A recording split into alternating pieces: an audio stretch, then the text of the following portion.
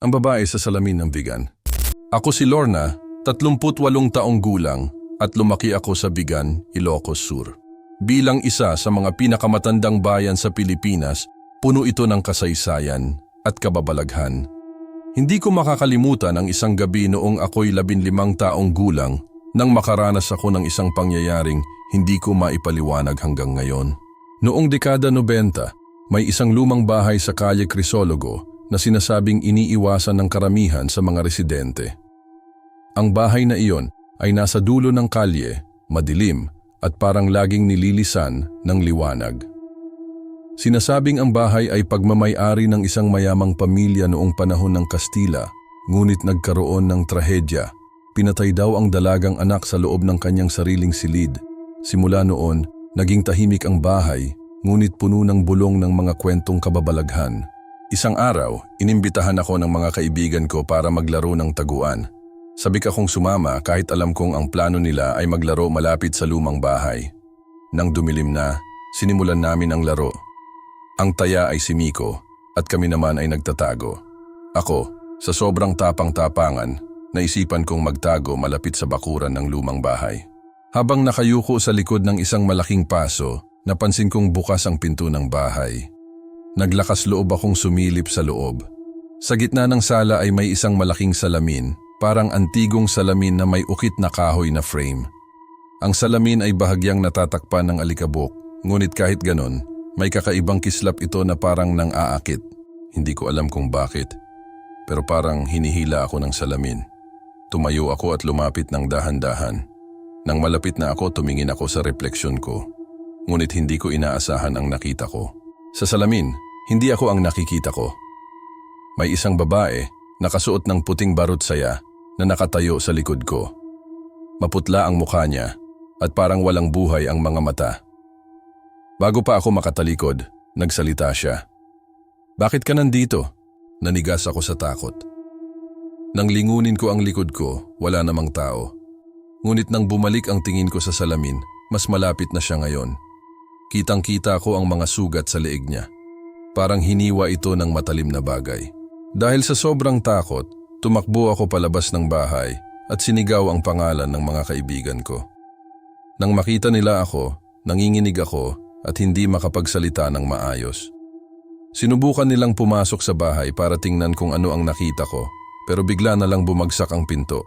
Simula noon, umiwas na ako sa Calle Crisologo kapag gabi. Pero minsan, kapag dumadaan ako sa kalsada, nararamdaman ko ang malamig na hangin na parang may nakatingin sa akin mula sa lumang bahay na iyon. Ang salamin na iyon ay hindi ko na muling nakita, ngunit ang imahe ng babae sa refleksyon ay nananatili sa aking isipan. Ang mangkukulam sa isla ng Siargao. Ako si Rico, 42 taong gulang at isang dating mangingisda sa isla ng Siargao. Sa tagal ng aking pananatili sa isla, marami na akong narinig na kwento tungkol sa mga mangkukulam at engkanto, pero hindi ko kailanman inakala na mararanasan ko mismo ang isang bagay na magpapabago sa pananaw ko sa mundong ito. Noong ako'y nasa edad na 27, isa akong masipag na mangingisda. Kasama ko ang aking dalawang kaibigan, sina Mang Ben at Lito, sa halos lahat ng biyahe sa dagat. Karaniwan naming destinasyon ang isang lugar malapit sa tinatawag na Dagat ng Mga Kaluluwa, isang bahagi ng karagatan na iniiwasan ng karamihan. Ayon sa matatanda, may mga nilalang daw na nakatira roon, mga engkanto, mangkukulam, at mga kaluluwa ng mga taong nalunod. Isang gabi, nagpasya kaming pumalaot sa lugar na iyon. Kakaunti ang huli namin sa karaniwang pangingisda at desperado na kaming makahanap ng masaganang lugar. Dumaan kami sa makapal na ulap habang sakay ng aming bangka.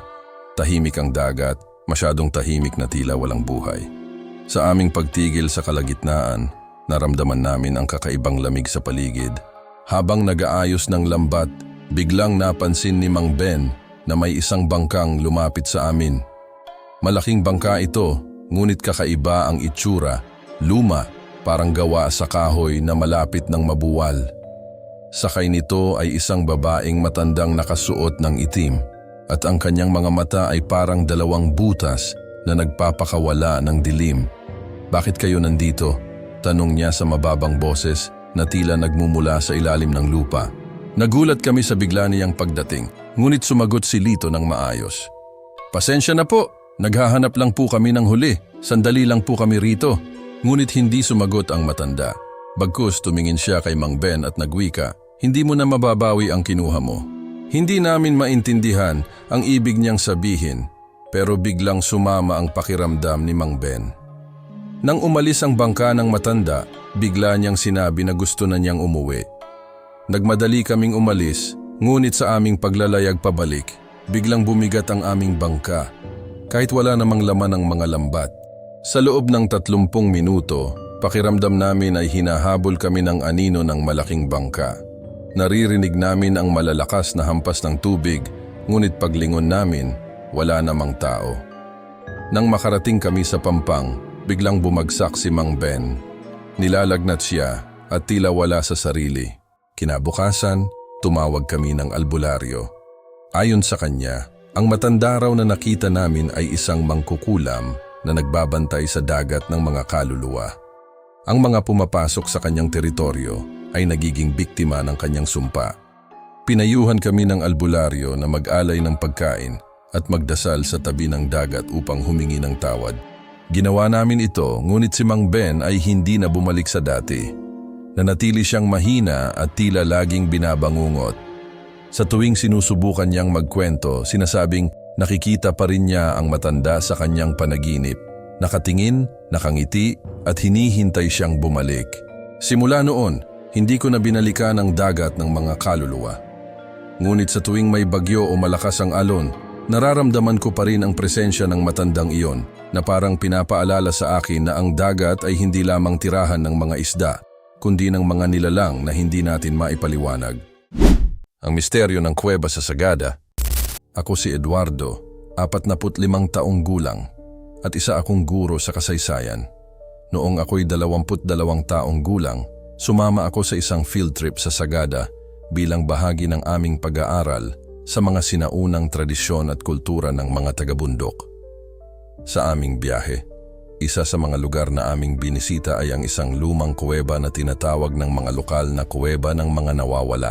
Ayon sa kwento ng mga gabay, ang kuweba ay naging libingan noong sinaunang panahon. Maraming kabaong ang inilibing doon, ngunit sinasabing hindi lahat ng pumasok sa kuweba ay nakalabas.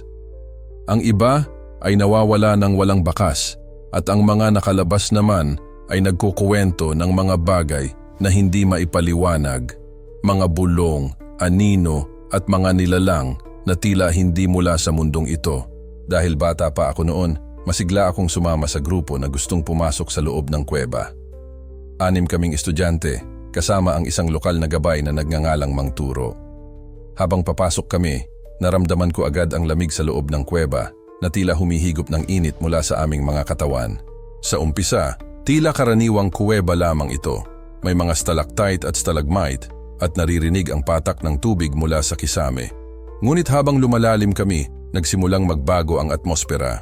Ang mga tunog ng aming yabag ay tila nawawala at ang mga liwanag mula sa aming mga flashlight ay tila hindi umaabot sa malalayong bahagi ng kuweba.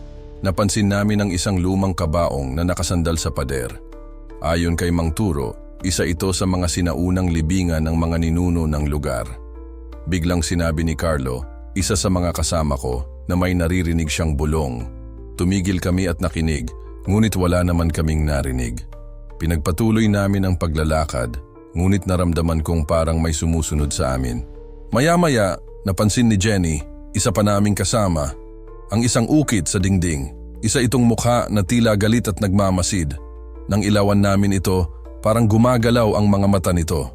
Sinabi ni Mang Turo na huwag itong pansinin at magpatuloy na lang kami.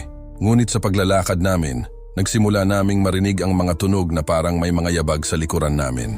Nang malapit na kami sa pinakaloob ng kuweba, nakita namin ang isang malaking silid na puno ng mga kabaong. Ang iba ay nakasalansan at ang iba naman ay parang nakabukas. Biglang humangin ng malamig sa loob at narinig namin ang tunog ng isang babae na umiiyak. Ang tunog ay nagmumula sa isang sulok ng silid, ngunit nang lapitan namin ito, wala namang tao. Biglang tumigil ang lahat nang maramdaman naming parang umuuga ang lupa. Sinigawan kami ni Mang Turo na tumakbo pabalik. Habang tumatakbo kami, narinig namin ang mga yabag at mga bulong na tila sinusundan kami. Nang makarating kami sa labasan, napansin namin na wala si Carlo. Hinintay namin siya sa labas ng kuweba, ngunit hindi siya lumabas. Tumawag kami ng mga lokal upang tumulong sa paghahanap. Ngunit kahit na binalikan nila ang loob ng kuweba, hindi nila siya nakita. Kinabukasan, nagdesisyon ang aming grupo na umuwi na. Ngunit bago kami umalis, isang matandang babae ang lumapit sa amin. Sinabi niyang, huwag na raw naming balikan ang kuweba dahil ang mga nawawala roon ay kinuha ng mga espiritu ng mga ninuno. Hanggang ngayon, hindi na natagpuan si Carlo. Sa tuwing naaalala ko ang kuwebang iyon, naiisip ko ang mga bulong, ang mga anino, at ang malamig na hangin na parang may buhay. Hindi ko na muling binalikan ang sagada, ngunit ang kuweba na iyon ay mananatili sa aking alaala. Isang paalala na may mga bagay sa mundo na hindi dapat binabahala. Kung nagustuhan mo ang kwentong ito, huwag kalimutang mag-like, mag-subscribe, at i-click ang notification bell para sa mas marami pang nakakatakot na kwento dito sa madilim na gabi. Hanggang sa susunod, ingat ka lagi sa dilim.